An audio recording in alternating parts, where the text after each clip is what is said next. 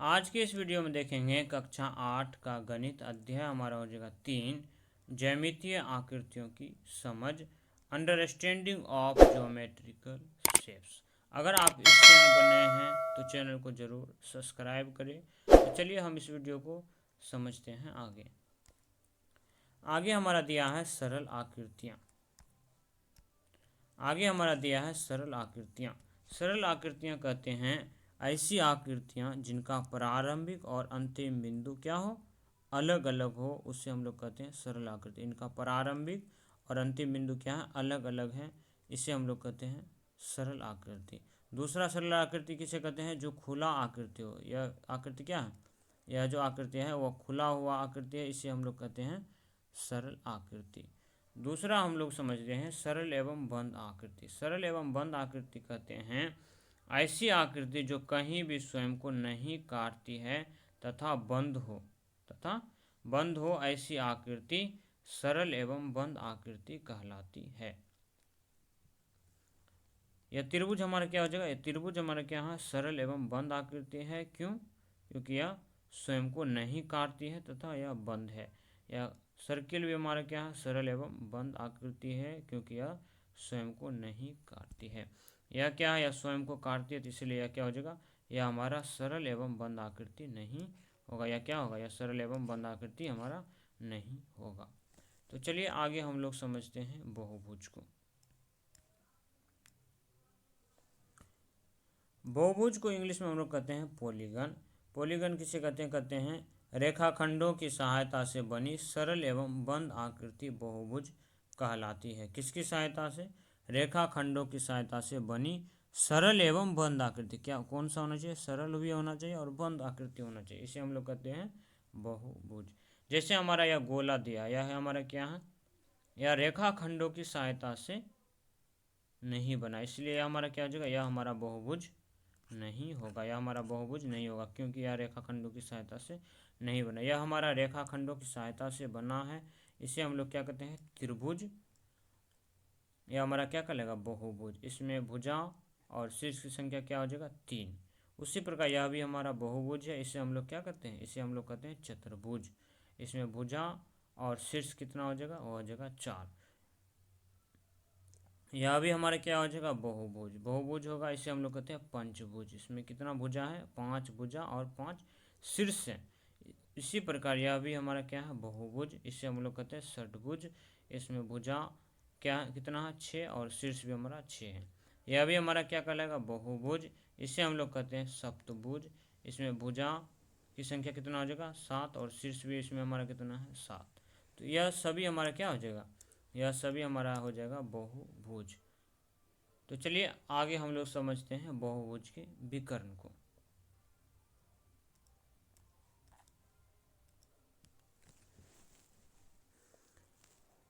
बहुभुज का विकर्ण हम लोग समझते हैं।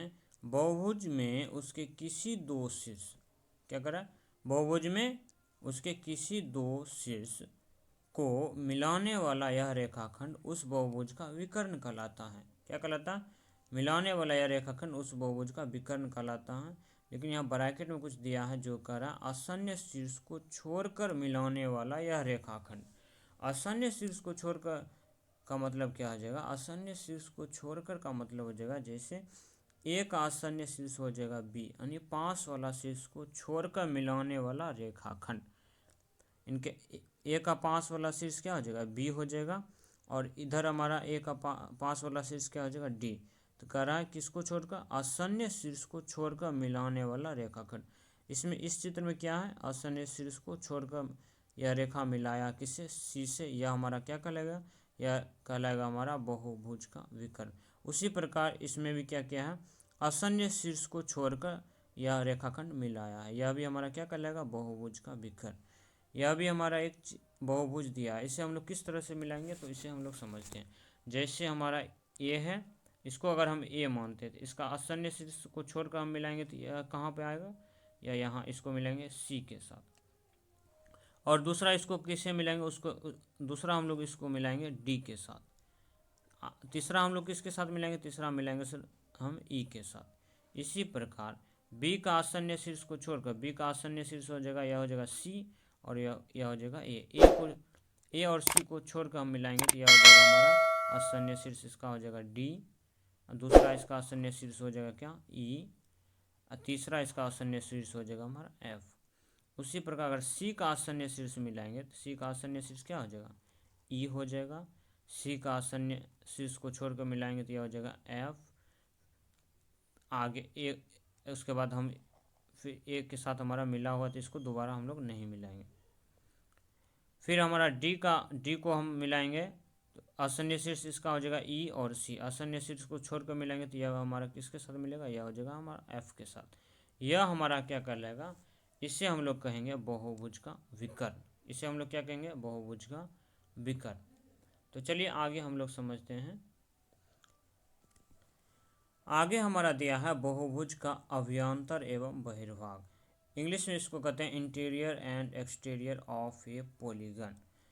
इस चित्र में देखेंगे यह हमारा एक खेत दिया है जिसमें क्या कर रहा है कुछ खरगोश हैं, कई खरगोश क्या है इस चतुर्भुजाकार खेत के अंदर तथा कई बाहर हैं।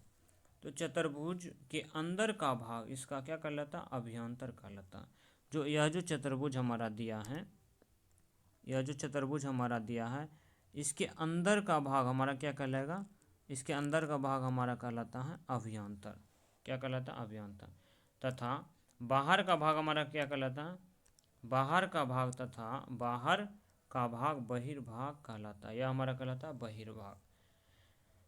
इसी प्रकार हर बंद आकृति के अंदर का हिस्सा उसका अभ्यंतर है, क्या है कर हर बंद आकृति के अंदर का हिस्सा उसका क्या है अभ्यंतर है, और बाहर का हिस्सा बहिर्भाग कहलाता है, क्या कहलाता है बाहर का हिस्सा क्या कहलाता है बहिर्भाग कहलाता है। तो यह हो जाएगा हमारा बहुभुज का अभ्यंतर एवं बहिर्भाग, या क्या हो जाएगा बहुभुज का अभ्यंतर एवं बहिर्भाग। अभ्यंतर कहते हैं, अभ्यंतर किसको कहते हैं, हर बंद आकृति के अंदर का हिस्सा उसका क्या कहलाता है अभ्यंतर कहलाता है, बाहर का हिस्सा बहिर्भाग कहलाता है। इसको आप लोग याद रखेंगे, हर बंद आकृति के अंदर का हिस्सा उसका अभ्यंतर कहलाता है तथा बाहर का हिस्सा बहिर्भाग कहलाता है। तो यह रहा हमारा बहुभुज का अभ्यंतर तथा बहिर्भाग। तो चलिए आगे हम लोग समझते हैं बहुभुज के प्रकार को। बहुभुज के प्रकार को हम लोग समझेंगे तो बहुभुज हम लोग यहाँ दो टाइप को देखेंगे। पहला हो जाएगा हमारा उत्तल एवं अवतल बहुभुज, दूसरा हमारा हो जाएगा सम एवं विषम बहुभुज, क्या हो जाएगा सम एवं विषम बहुभुज। तो चलिए हम लोग पहले समझ लेते हैं उत्तल एवं अवतल बहुभुज को। पहला हमारा दिया है उत्तल बहुभुज। उत्तल बहुभुज कहते हैं उत्तल बहुभुज के सभी कोण 180 डिग्री से कम होता है, क्या होता है उत्तल बहुभुज में उसके सभी कोण कितना होता है 180 डिग्री से कम होता है। आगे दूसरा हमारा है अवतल बहुभुज। अवतल बहुभुज कहते हैं अवतल बहुभुज में कम से कम एक कोण 180 डिग्री से ज़्यादा का होता है, वो हमारा कहलाएगा अवतल बहुभुज। उत्तल बहुभुज कहेंगे, उत्तल बहुभुज किसी के 180 डिग्री से कम का कोण, सभी कोण क्या होगा 180 डिग्री से कम का होगा। अवतल बहुभुज में क्या होगा, अवतल बहुभुज में कम से कम एक कोण 180 डिग्री से ज़्यादा होगा, कम से कम एक कोण 180 डिग्री से ज़्यादा का होगा, वो उसे हम लोग कहेंगे अवतल बहुभुज। दूसरा हम उत्तल बहुभुज को किस तरह से समझेंगे, दूसरा हम लोग समझेंगे उत्तल बहुभुज इसका जो विकर्ण हमारा आएगा वह हमारा कितना, वह बहुभुज के क्या होगा वह अंदर स्थित होगा, अन्य क्या होगा अंदर के भाग में स्थित होगा, इससे हम लोग क्या कहेंगे उत्तल बहुभुज, इसे हम लोग क्या कहेंगे उत्तल बहुभुज। अवतल बहुभुज में क्या होगा, उसका जो विकर्ण होगा वह क्या होगा बहुभुज के बाह्य भाग में यानी बाहर का हिस्सा में होगा। इसका बहुभुज क्या है बाहर है, बहुभुज के बाहर है, तो यह हमारा क्या कहलाएगा, यह कहलाएगा हमारा अवतल बहुभुज, क्या कहलाएगा अवतल बहुभुज कहलाएगा, यह हमारा कहलाएगा अवतल बहुभुज। दूसरा हम लोग समझते हैं 180 डिग्री के कम का को, जैसे यह है हमारा एक रेखा और इस पर हमने एक लंब डाला इस प्रकार से, तो यह जो कोण बनेगा वो हमारा कितना का बनेगा 90 डिग्री का कोण, यह भी हमारा कितना का बनेगा 90 डिग्री का कोण। अगर हम ये यह दोनों कोण को देखेंगे तो यह कितना का बन जाएगा, यह हमारा बन जाएगा 180 डिग्री का कोण। इस तरह से हमारा होता है, यह होता है हमारा 180 डिग्री का कोण। अगर इस सीधी रेखा को इस तरह से, जैसे सीधी रेखा, इसको थोड़ा सा मोड़ दे तो यह कितना का बन जाएगा, यही बन जाएगा हमारा 180 डिग्री से ज़्यादा का हमारा कोण बन जाएगा।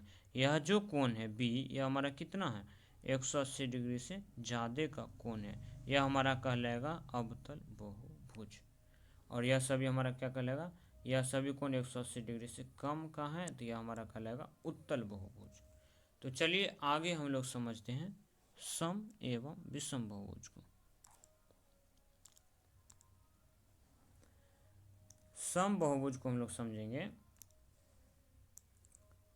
सम बहुभुज, जब बहुभुज में सभी भुजाएं एवं सभी अंतःकोण समान माप के हो। क्या हो, जब बहुभुज में सभी भुजाएं एवं सभी कोण समान माप के हो तो वह सम बहुभुज कहलाता है। क्या कहलाता है, तो वह हमारा कहलाता है सम बहुभुज। तो यह हमारा क्या है, वर्ग है। वर्ग में क्या है, इनकी सभी भुजाएं क्या है, इनकी सभी भुजाएं क्या है, समान माप के, और इनका कोण भी क्या है, समान माप के। तो यह हमारा कहलाएगा सम बहुभुज। इसी प्रकार यह हमारा त्रिभुज है। त्रिभुज में क्या है, तीनों भुजाएं क्या है, समान माप के, और इनका कोण भी क्या है, समान है। तो यह हमारा क्या कहलाएगा, यह हमारा कहलाएगा सम बहुभुज।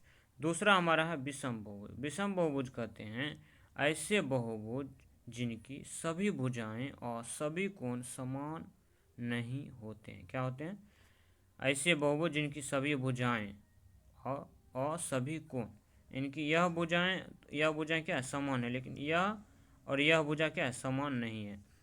यह और यह भुजा क्या है, समान नहीं है। इनमें क्या है, दो भुजा समान है, यह और यह भुजा समान है, और यह भुजा समान है।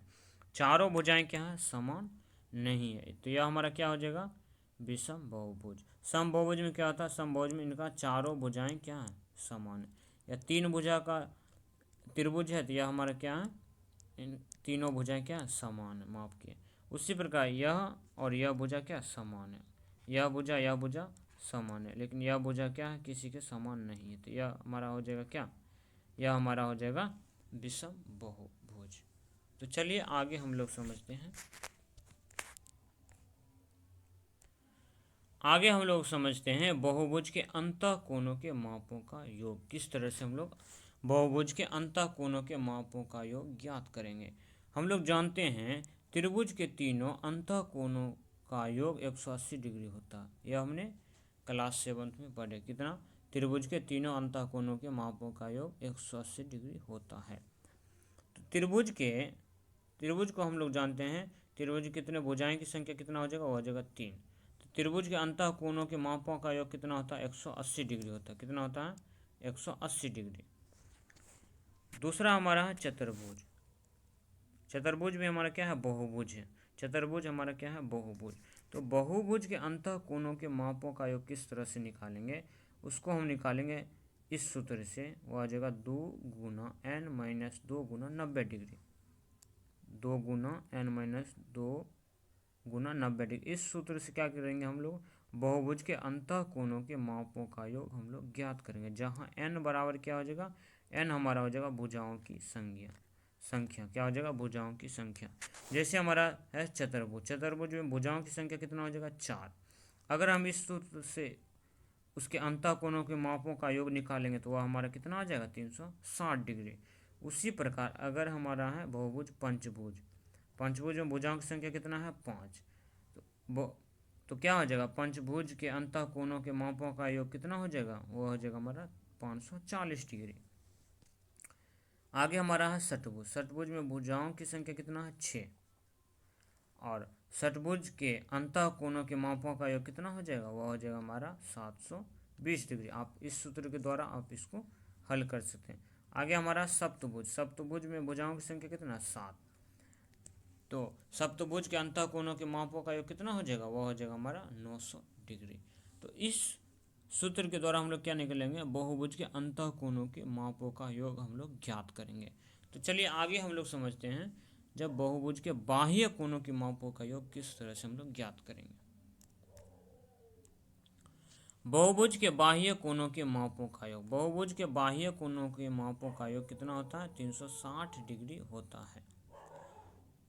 यह हमारा एक क्या दिया, यह एक हमारा बहुभुज इस प्रकार से दिया है, जिसका देखेंगे तो यह हमारा हो जाएगा बाह्य कोण, यह हो जाएगा हमारा बाह्य कोण, कोण ए, यह भी हमारा कोण बी हो जाएगा बाह्य कोण, यह भी हो जाएगा हमारा कोण सी बाह्य कोण, कोण डी भी हमारा क्या हो जाएगा बाह्य कोण, कोण ई भी हमारा हो जाएगा बाह्य कोण।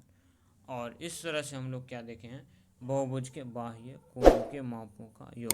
अगर आपको यह वीडियो अच्छा लगा हो तो अपने दोस्तों के साथ शेयर करें।